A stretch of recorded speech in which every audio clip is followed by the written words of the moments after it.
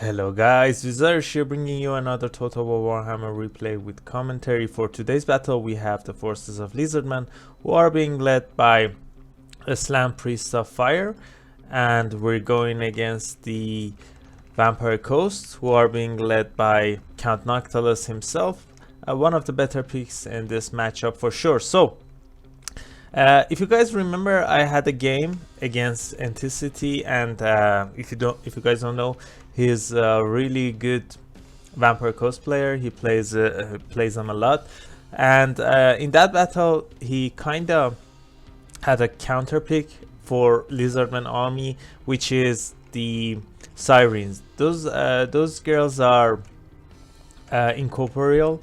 I hope I'm pronouncing that right, but yeah, and there are not a lot of magic damage in Lizardman army. So I come up with a build that is a bit risky, but risky builds usually work in competitive scene, and if it's not competitive, it's still good. So let's just jump into the army composition and see what we have here, and how are we gonna deal with the ethereal units with this composition. So for my front line, I have 3 Saurus, 2 Saurus Spears and 1 Saurus Warriors. All of them are shielded because of the range power of Coast. We have 4 units of Skinks as well, Skink cohorts. Pretty good with their range attacks. You can target flying units, slow them down, and overall cause a lot of problems. We have a unit of Salamander Hunting Pack Regiment of Renown, the Umbral Tide, also really good, and that's because first of all, they have fire damage, they have decent range, not the best but decent, and combining that with the stock ability, that means it's pretty good. So yeah, you can get your targets. I usually don't play well with them, but they usually do fine overall. I also have 2 Feral Cold Ones for the flanks, and some fast units to chase and defend the back line. And now for the meat of the army, we have 2 units of Ripperdactyl Riders. One of them is a Regiment of Renown, Colossodon Hunters, 1 anti-large with decent amount of anti-large, I think, yeah, 15, not bad, and the other one with anti-infantry. Let's see, is this also 15? Yeah. So you'll see why I picked these 2 units, and why it is good in this matchup in my opinion.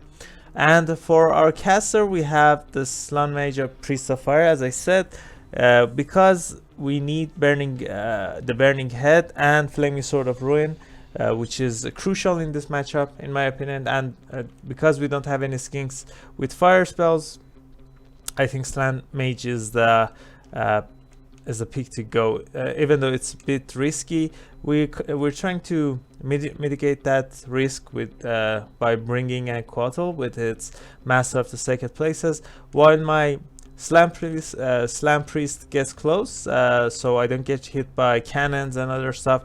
You can dodge with Coatl more easily, so that's that. So let's just start a battle. It's gonna take a decent amount of time to get there. For my opponent, let's see. For the front line, 5 units of zombie pirate deckhand mobs. We have 3 units of zombie pirate deckhand mob with polearms. In the back line, 3 really strong units, range units, deck gunners here, with a unit of fellbats, I think, and there are some hounds hiding in the forest, scavenge dogs here, and another one on the right flank. And for the other stuff, we have Lamprey's Revenge, Rotten Promethean Gunnery Mob Regiment of Renown, 2 Gunnery White, which are pretty good in most matchups, on foot or on crabs, which my opponent decided to bring it on crabs. Decent range, decent missile strength, and decent in melee as well. And for the general of the army, we have Count Noctilus on foot, pretty hard to gank, a lot of decent abilities: Captain Roth Moondial, Wraithstorm, Arcane Conduit, Invocation of Nehek, Drowned Dead, the Hunger, and the Curse of Undead. So pretty hard to kill, and I think that's it for the armies. Let's just start a battle and see how we're gonna perform against this army, because as you guys are seeing here, my opponent does not have any sirens, and he has a really great range units to snipe down my Slum Priest Mage. But fortunately, he's still hidden. We're getting close, and I think I have more units. No, never mind, I don't. But if I can get into the back line and stop these 3 deck gunners from shooting my Slan when he gets close, we're gonna do fine. And another reason that Coatl is really good is because he has 2 bounce spells, which are decent against the chaffs that pirates Vampire Coast can bring. And here, I don't know why my opponent charged into these skin cores, but we got a free pick here on the right side. Let's see if these guys are gonna do the same mistake. I have some supports on both flanks. Coatl going for the Gunnery White. Gunnery White was trying to target my Ripperdactyl riders, so yeah, that's pretty good with the oh, by the way, Coatl has magical attacks as well, which is another good pick against Siren. So now we're in a decent position. I'm trying to use Burning Head here to get rid of these zombie pirates, to then move my Sauruses to the back line and stop these range units from shooting. And yeah, I'm already using my Colossedon riders and Colossedon hunters and these feral cold ones to get to the back line. I'm using the blood statute here. It doesn't do the most damage, but it's fine. My opponent moved his oh my god, Count Noctilus to the back line, and they're doing a lot of damage. Also summon the zombie unit here, but I'm trying to stop them from chasing my other units. The bats are also causing some problems, but it's not the worst. I think I'm using the spell here to deal with these deck gunners. I don't want them to start shooting at my caster here. Saving my Shield of the Old Ones for when these range units turn around and shoot my caster. The Slam Priests have 40% missile resistance, which is pretty nice, and yeah, it's gonna do a lot.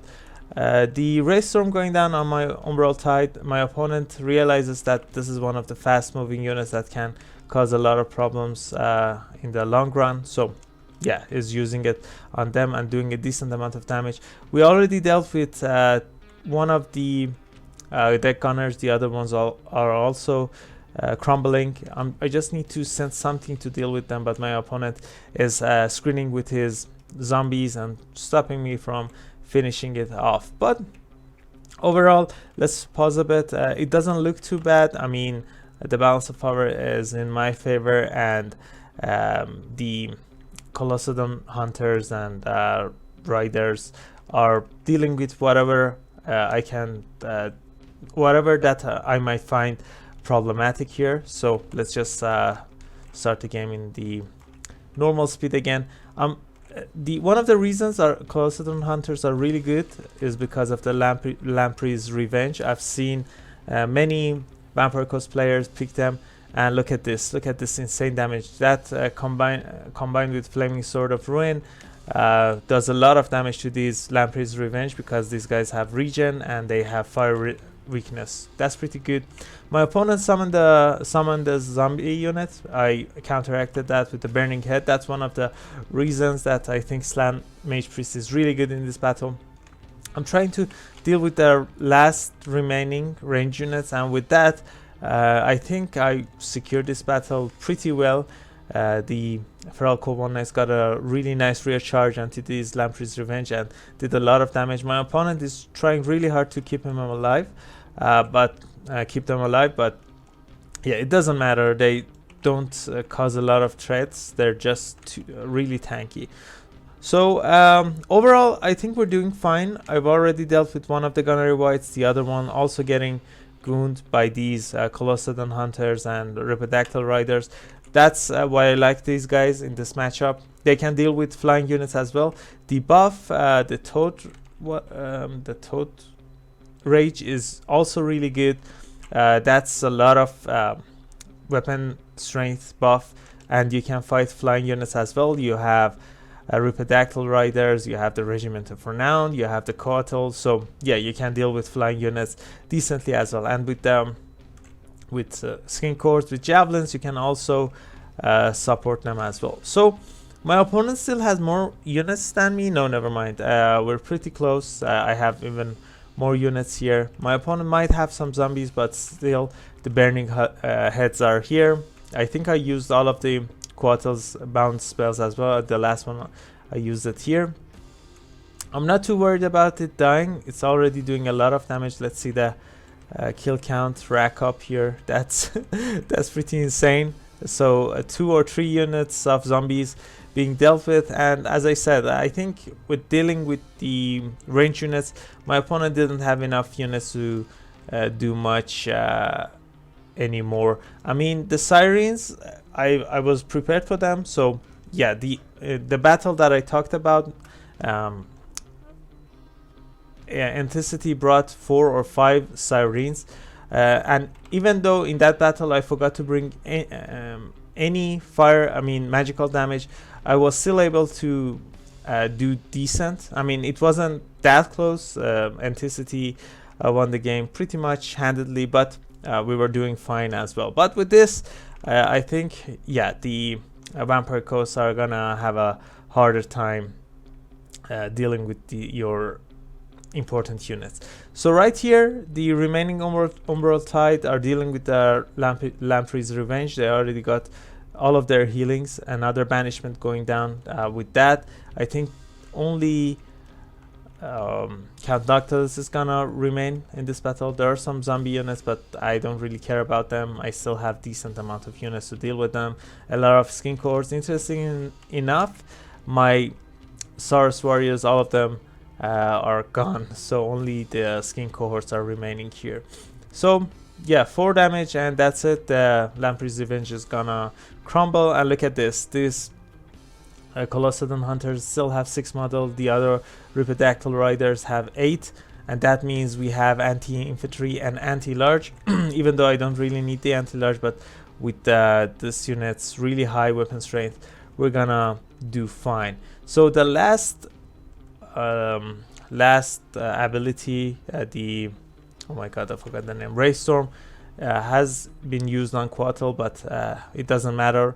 We're doing fine. And with Count Noctilus, the only unit remaining, I'm just gonna send these units back, send the chaffs in, and then just try to goon Noctilus here. So it's pretty tanky, right? Let's just watch this. I'm gonna use Colossodon Hunters with their Toad Rage, and I'm gonna use the leadership buff so these guys don't rout. Let's see, 2000, 250, 2500 damage, and look at this.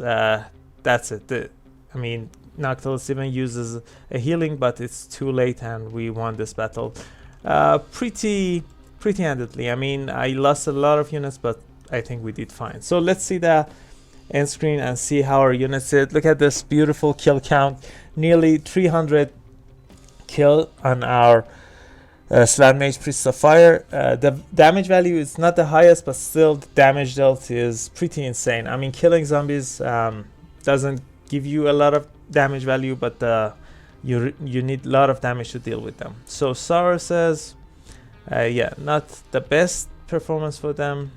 Skin cohorts though were pretty close. 2 of them paid for themselves, 1 of them was close. The Feral Kobolds also did fine. The other one of them wasn't able to pay for itself, but the other one was able to do so. And look at this beautiful damage value. Ripperdactyl Riders, 1700 damage value on the Regiment of Renown variant. Look at this, nearly 3k damage value, 2700 to be more exact. And yeah, a lot of value can be accrued. How do I say this? A lot of value can be accrued. These guys can accrue a lot of value. Yeah, that's that's better. And the Coatl also did fine. Remember, I used the bounce spells. I was able to save my Toad, Slan Priest Toad and bring him closer to the enemy's army. And also the Emerald Tide did fine. I don't think my opponent interesting. These guys have okay value. I mean, Noctil is on foot also. Yeah, this is decent value for a foot character. And a caster, the zombies not doing too well. Lamprey's Revenge was close, but yeah, not the best value there. But yeah, that's it for this battle, guys. I hope you enjoyed it. If you did, I would really appreciate it if you guys consider leave a like and subscribe. It would really help me on my channel grow. And I also have a Discord server if you guys want to chat, talk about Warhammer, talk about other games. If you guys want to send me replays or send me builds to try out, you can find the link in the description of this video.